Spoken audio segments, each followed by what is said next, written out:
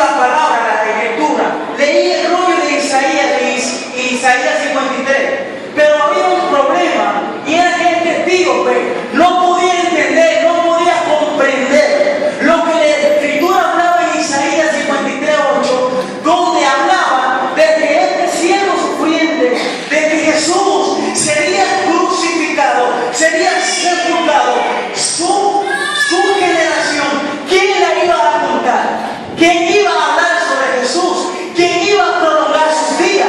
¿Quién iba a seguir la genealogía de Jesús si él había expirado, si él se había exterminado? Ya no había más descendencia de él. ¿Quién podría seguir su doctrina? ¿Quién podía seguir con la enseñanza de este hombre? Ya no había generación. Él no tuvo hijo biológico. Entonces Dios no entendía esto, porque en el versículo 11 la Biblia aclara y dice que lo que él había aprendido sería copiado, que lo que Dios iba a hacer con él sería hecho y que su generación, la siguiente de él, sería quien llenaría la tierra de su gloria. Entonces les digo que no entendía cómo iba a ser posible, porque él no tuvo hijos naturales. Pero lo que les digo que no entendía es que esta generación no sería generada por carne y sangre, sino que sería generada en el Espíritu. Esta sería la generación que Dios le prometió a Abraham, donde le dijo que de tu simiente sería una generación donde sería bendita toda la tierra. Entonces vemos la genealogía de Mateo, versículo 1, versículo 17, donde nos habla Mateo, hablándole a los judíos que son celosos con esto de la genealogía. Entonces él empieza con esto. Pero ¿por qué empieza hablando de la genealogía?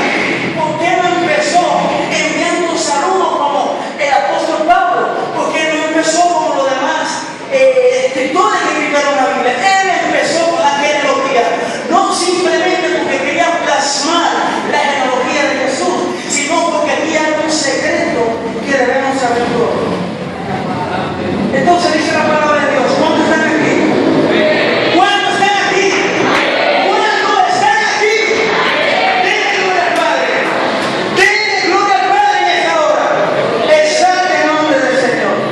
De acuerdo a Mateo 1:17, de Abraham a David hay 14 generaciones. De David a la deportación a Babilonia hay otras 14 generaciones. Y de la deportación a Babilonia hasta Cristo hay otras 14 generaciones. Esto hace un total de 42 generaciones. Mateo escribe a los judíos, los cuales eran celosos, como le dije, con esto de la genealogía. Ahora, ¿por qué Mateo escribe esto? Lo que sucede es que la historia de Israel se divide en 3 lugares, en 3 partes, en 3 etapas. Pero nos damos cuenta que de José a Jesús hay 13 generaciones. Entonces está implicando que hay una generación que está faltando. Pero de José hasta Jesús, hasta Cristo, entonces hay 14 generaciones. Lo que implica es que hay una generación que está entonces perdida. Si de José a Jesús hay 13 generaciones, falta una generación, porque Jesús no dejó hijos naturales. Entonces esta generación que completa la generación número 42 es la generación de Cristo. Una generación que no sería contada, una generación que no simplemente estaría en el pueblo de Israel, sino una generación que llenaría toda la tierra. Cuando el Dios que entendió esto dijo, ¿qué tengo que hacer para ser parte de esta nueva generación? ¿Qué debo hacer si esta generación que se va a levantar no es por hijos naturales, no es por una simiente nacida de carne y sangre, sino es una generación espiritual? ¿Qué debo hacer para pertenecer a esta generación? El etíope entendió esto cuando Felipe le dijo, solamente tiene que arrepentirte de todo corazón, entonces será bautizado. El etíope dijo, al agua que pida que sea bautizado, ¿a qué agua? Entonces bautízame, porque yo quiero formar parte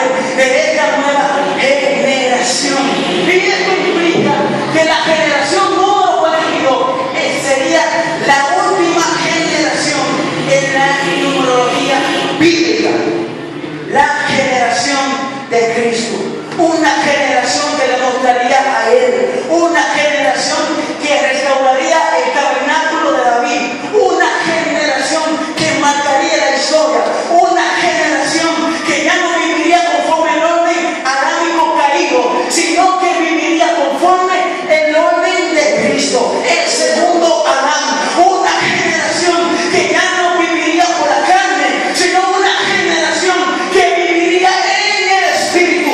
No una generación que trae la simiente del primer Adán que pecó y murió, sino la segunda generación que es Espíritu vivificante. Esta es la generación de Cristo. Juan 1:12 dice: a los suyos vino, mas los suyos no le recibieron, mas aquellos que le recibieron, estos son llamados hijos de Dios. ¿Cuándo recibió a Cristo? Entonces esto implica y significa que tú eres parte de esa nueva generación. Esto implica y quiere decir que esta nueva generación, tú eres parte de ella.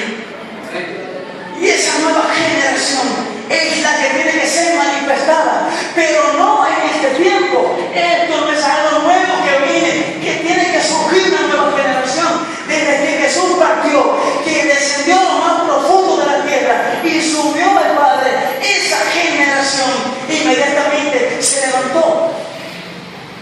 Pero entonces ahora vemos un problema. Vemos como en Hechos 2, de 42 a 47, habla de que la iglesia era el tabernáculo restaurado de David. Vemos cómo la iglesia oraba, cómo la iglesia se mantenía en comunión. Vemos cómo la iglesia se mantenía orando y bajo la doctrina de los apóstoles. Entonces llegaban a la iglesia aquellos que iban a ser salvos.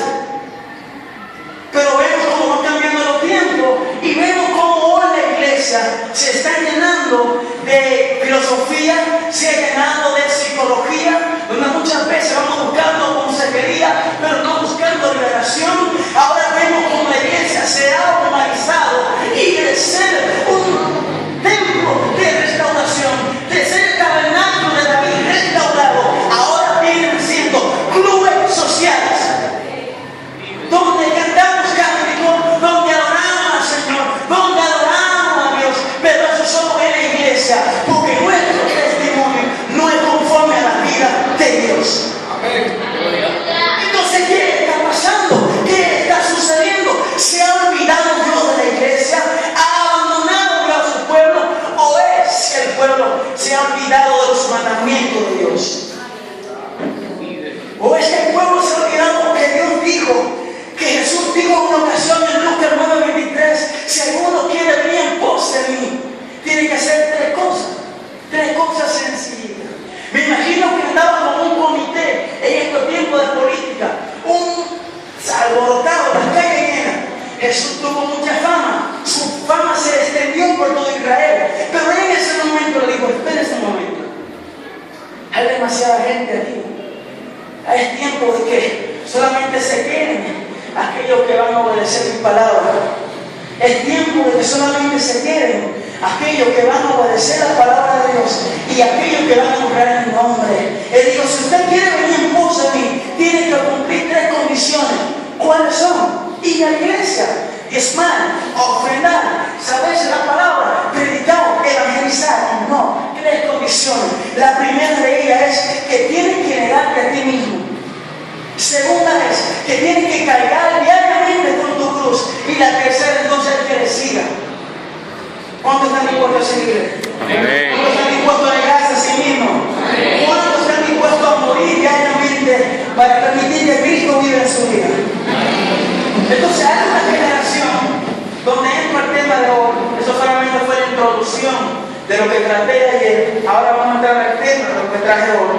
Brevemente quiero pasar en pequeñas pinceladas para que ustedes reciban lo que Dios tiene para ustedes hoy. Dios está llamando una nueva generación.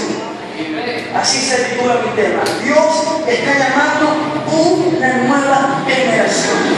En la historia de Israel, vemos como la primera generación salió de Egipto, la cual estaba como esclava, duró 400 años en Egipto, pero estos los padres que salieron de Israel no pudieron heredar la tierra prometida. ¿Por qué no heredaron la tierra prometida? Esta generación, aunque salió del pueblo de Israel, aunque salió de Egipto, aunque tenía el favor de Dios, aunque fueron probados en el desierto y la nube de Dios lo cubría de día y la columna de fuego de noche, esta generación no pudo tener el favor de Dios y no entró a la tierra prometida porque ellos estaban con su corazón en Egipto. Aunque ellos habían salido de Egipto, aún su corazón estaba en él. Su incredulidad no le permitió entrar a Canaán, la tierra prometida.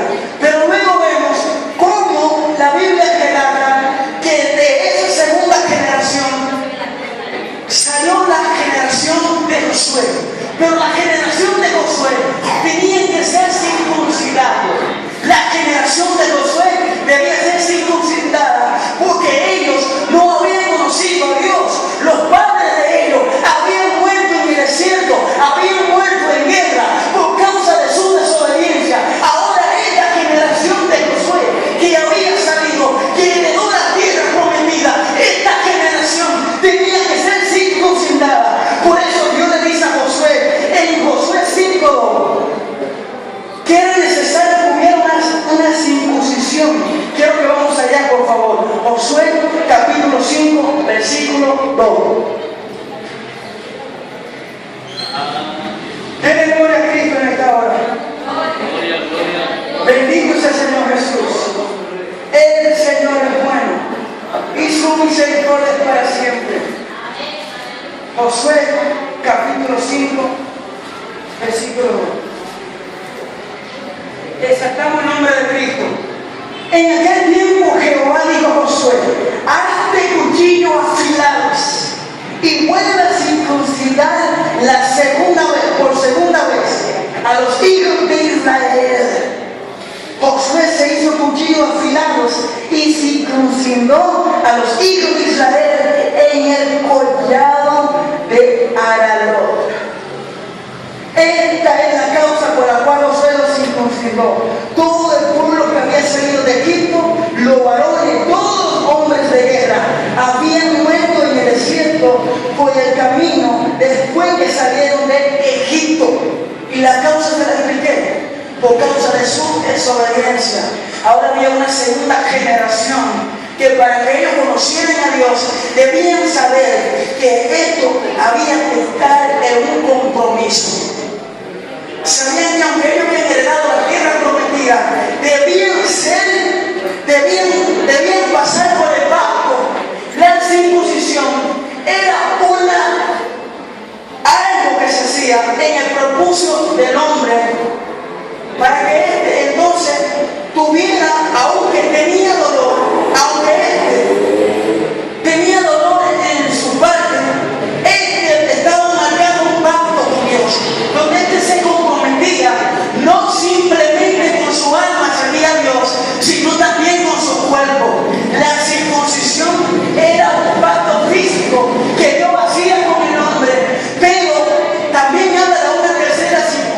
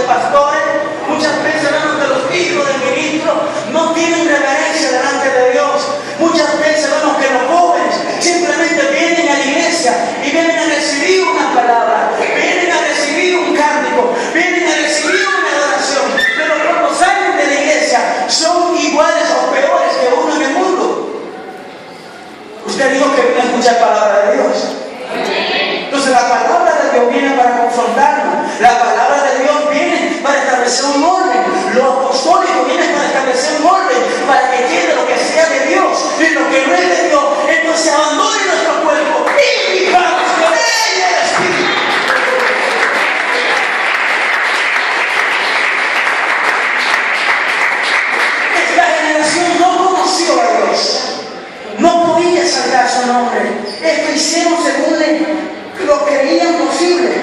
Entonces la circuncisión significaba que el hombre estaba haciendo un pacto con Dios, no solamente en su alma, sino también en su cuerpo. Se comprometía a guardar la palabra de Dios. Pero Dios ahora dice en Deuteronomio 36 que esa circuncisión ya no sería en el cuerpo, sino que esa circuncisión sería en el corazón. Este es el tiempo donde Dios está llamando una nueva generación que ha olvidado la palabra de Dios, una nueva generación que no tiene temor a Dios, y han hablado a los líderes a afilar los cuchillos y decirle: quiero que circuncide a mi pueblo, quiero que los jóvenes, quiero que las personas empiecen a adorar mi palabra, quiero que los hombres empiecen a guardar mi palabra, quiero que los jóvenes empiecen a adorarme, quiero que los jóvenes se despierten en la mañana, se despierten en la madrugada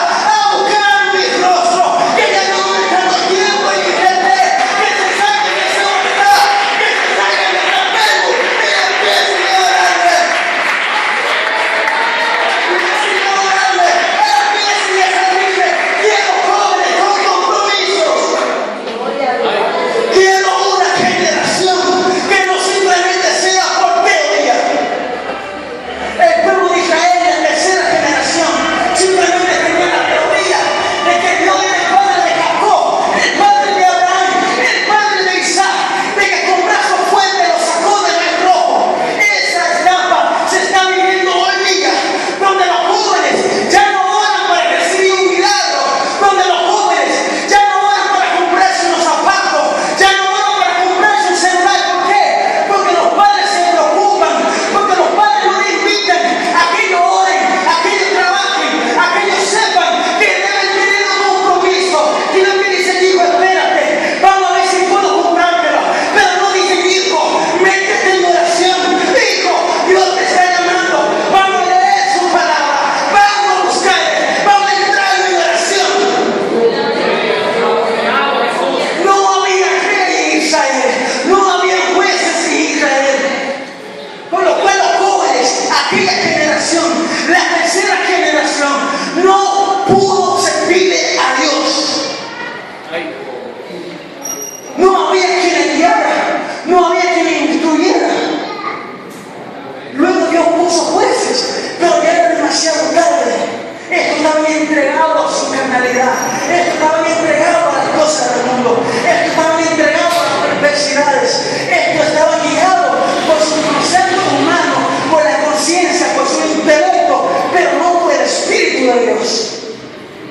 Dios está llamando a esa nueva generación que ya no vivan conforme a los deseos carnales, que ya no elijan a las jóvenes porque me gusta, que ya no eligen que la jovencita ya no se esté buscando hombres de fuera que no son cristianos, porque dicen los de la iglesia como que son muy bobos, no sé, no le veo talento, no le veo carisma, yo no sé, pero ese hombre no hace nada, yo lo veo sentado en la iglesia, no lo veo que me rica, no lo veo que me invita, ese hombre está quedado, está atrás como la mochila.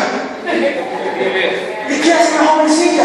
Como no ven carácter en los hombres de Dios, en los ungidos. ¿Cuándo se ungido aquí? Como ellos antes. Entonces dice: bueno, aunque esto no es de Dios, aunque esté haciendo un yugo desigual, yo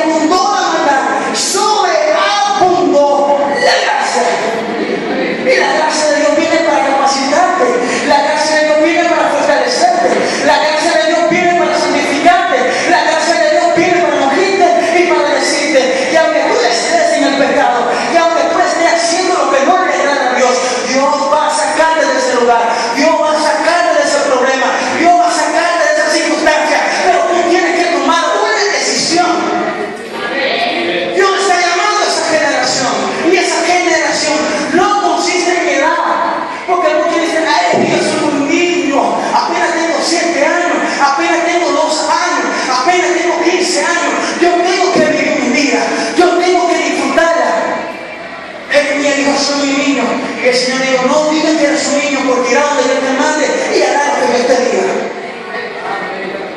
Así que no importa tu edad, Dios puede usarte a la edad que tú tengas. Tienes 80, tienes 100, tienes 90, no puedes caminar, pero sí puedes hablar. Quizás no puedes escribir muy bien, pero por lo menos puedes escribir Jesús te ama, aunque lo escriben abreviado, aunque lo escriben en minúscula, como sea que no lo escriba. Pero algo tiene Dios que hacer en usted, algo tiene usted que hacer por Dios, algo tiene que suceder, algo tiene que desprenderse. Si queremos ser usados por Dios, si queremos que Dios nos use, si queremos ver la manifestación de Dios, algo debe aparecer en nuestra vida, algo tiene que acontecer, tiene que haber un rompimiento, tiene que haber una separación. ¿Qué es lo que tiene que suceder? Cualquier cosa, lo que sea necesario, debemos estar literalmente parados delante de Dios.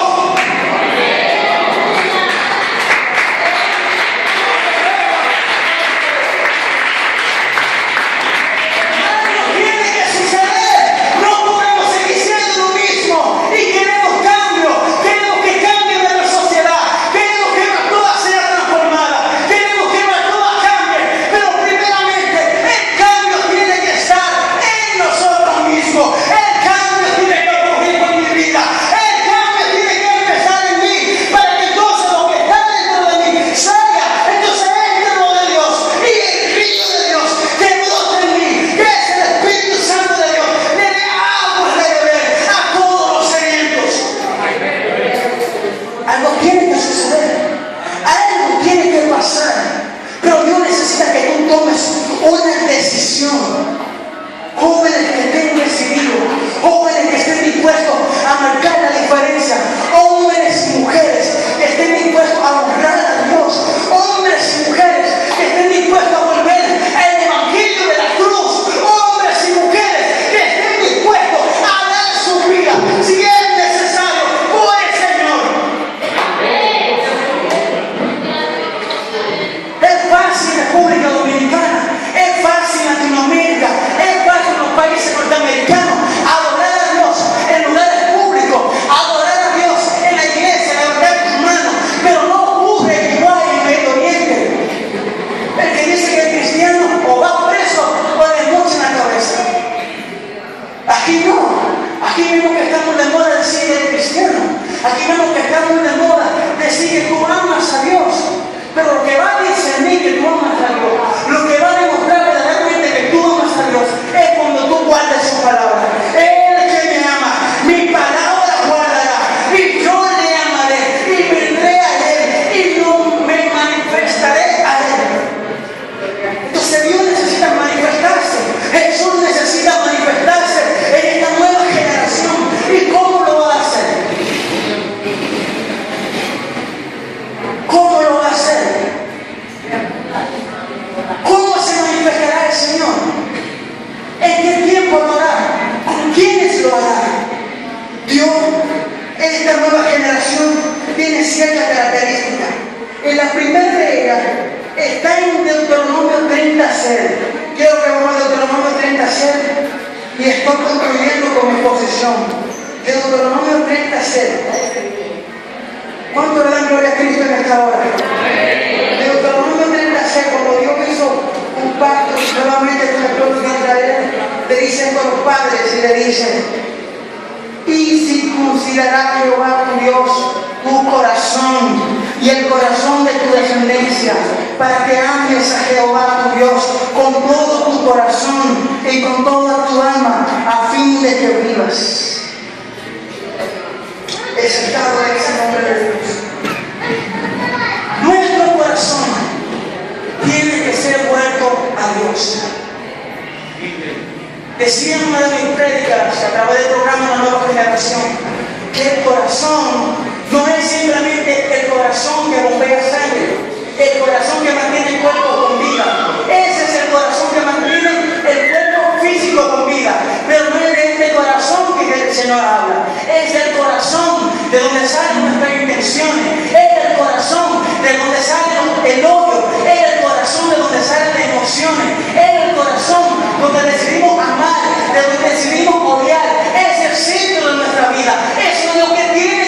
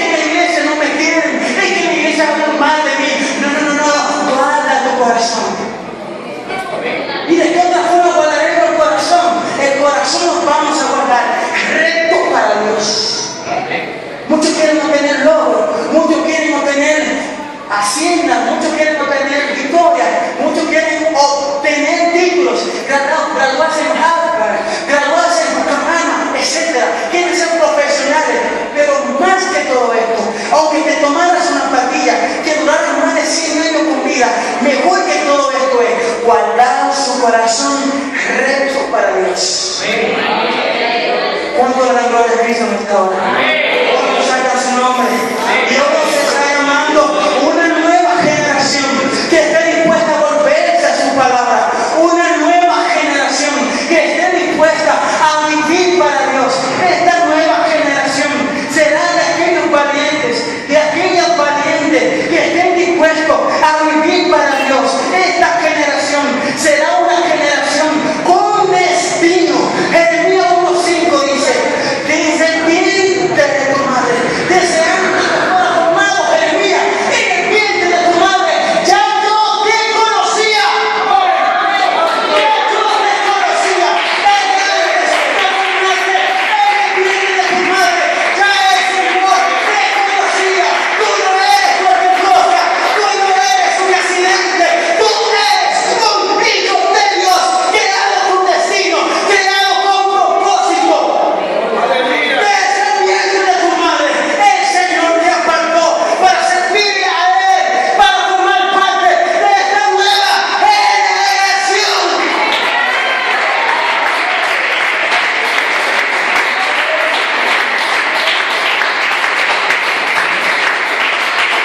Esta generación será una generación con carácter. Es Josué 1:9. Quiero que vamos a Josué 1:9. Esta generación será una generación con carácter. Estos tendrán identidad, estos tendrán conocimiento de Dios, estos no serán igual que Saúl, que vivirán a media. Estos no serán igual que Saúl, que vivió en su primogenitura. Estos no serán igual que aquellos que desechan el plan y la voluntad de Dios para con su vida. Estos tendrán carácter. Exaltados en nombre de Dios. Josué 1:9 dice la palabra de Dios: estos serán hombres y mujeres, jóvenes con carácter. Mira que te mando que te esfuerces y seas valiente. No temas ni desmayes, porque Jehová tu Dios estará contigo donde quieras que vayas. El Señor no solamente está contigo en iglesia, el Señor no solamente está en tu habitación, en todo lugar, en cualquier parte que te muevas. Esta será una generación de testimonio. Esto será una generación de testimonio. Mateo 5, versículo 16. Vamos allá, por favor. Mateo 5, versículo 16. Dice así la santa y bendita palabra de Dios. Así dice la palabra. Así alumbre vuestra luz delante de